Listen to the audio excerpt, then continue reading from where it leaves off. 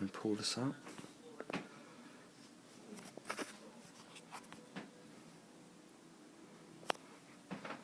Turn it on with the button at the top.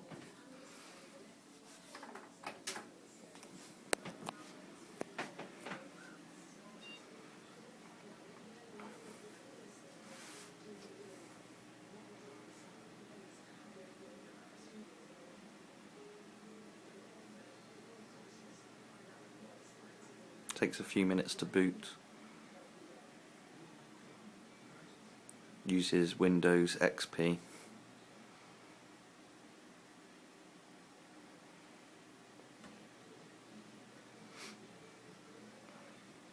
These are controls and the coin door, if you can just about see it. Put the light on. Okay, it's starting to boot up.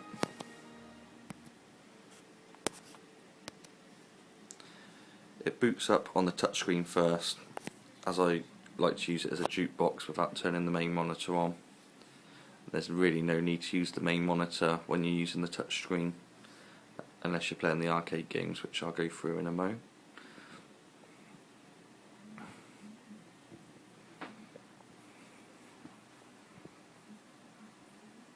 Okay, the touchscreen's now loaded up. As you can see, the other screen's blank because you don't really need it at this point. You can play games. This is Bullseye. Just touch the screen.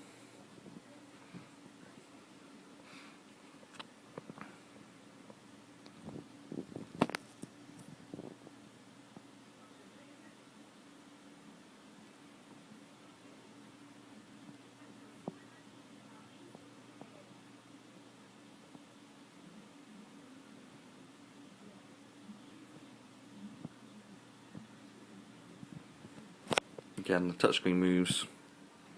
You can adjust it. You can have it folded to the side, or I normally have it like that, up against the arcade machine. There's Bullseye. All the games load up with £40 credit. You can play the game.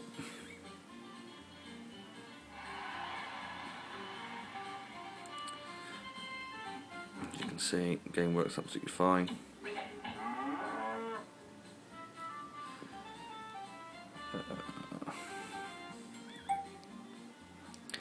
To exit, you just touch the top corner of the screen. You've got loads of games, as you can see down the side. You've got games 1, 2, 3, 4, 5, and each screen has got 9 games on each. I'll quickly just flick through them. And then I also installed an applications icon. With this, you've got 2 jukeboxes to select, and you also got the actual main arcade machine. I'll load up this the simple jukebox, I call it. It loads up the quickest. However, it's not so functional as the e-touch jukebox.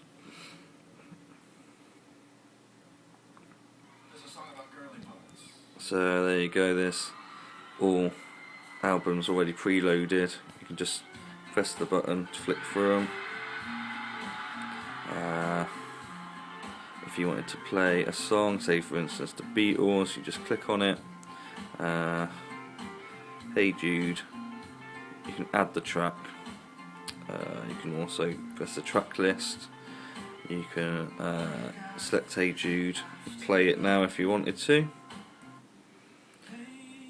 And there you go. So that's one of the jukeboxes. To exit that, I programmed it as escape, which to escape on this machine, you press the player 1 and the player 2 button both together. I can't film and do it, so you just press player 1 and player 2, and it exits back to the menu. The other jukebox is more or less exactly the same, but it's a bit more functional. And the main thing for the arcade machine really is this Maximus. So you click on this. Basically, this takes a few minutes to load. What I should also do is turn the other screen on now. And just start seeing the other screen loading. There's a loading screen for Maximus.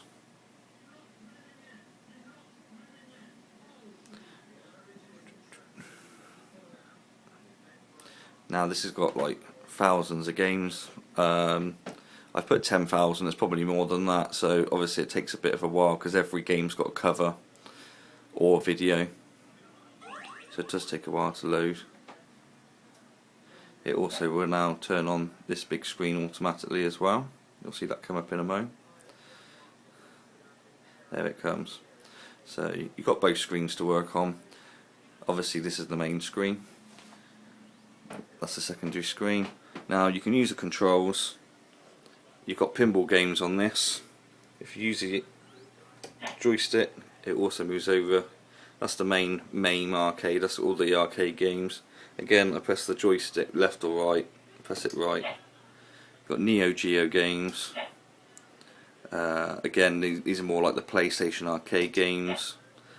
Normal PlayStation console games. Nintendo 64. Genesis, which is the American equivalent of Sega Mega Drive.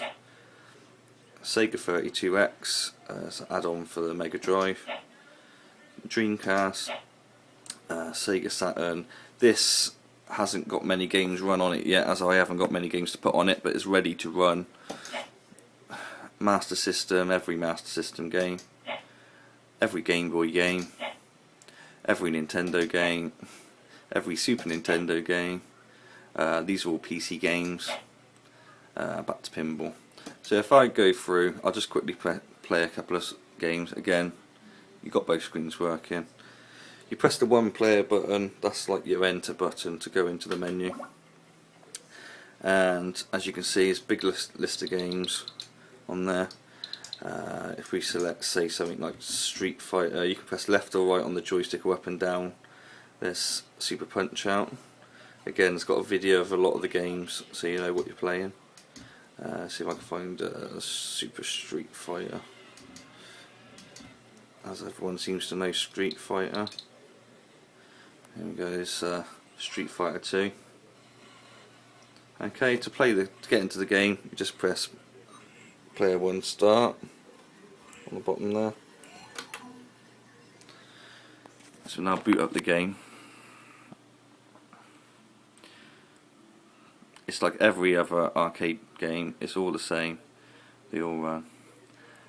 To put a coin in, you can either press, if I turn the flash on you'll be able to see, you can either press this button here, which I haven't got hooked up at the moment, but I will hook it up again for the winner. You can either press that in, that will add coins, because obviously it's an arcade game, it needs coins. You can either put a coin in, which again works the same way, or what I tend to do, which is a lot quicker, is press player 1 start and the green pause button here together. That adds credits. So I'll do that now. I've turned the sound down, you can't really hear the sound, but the sound is absolutely excellent on this machine. As you can see, I'll just press player 1 start. Select your player, just to show you sort of speed this machine can do.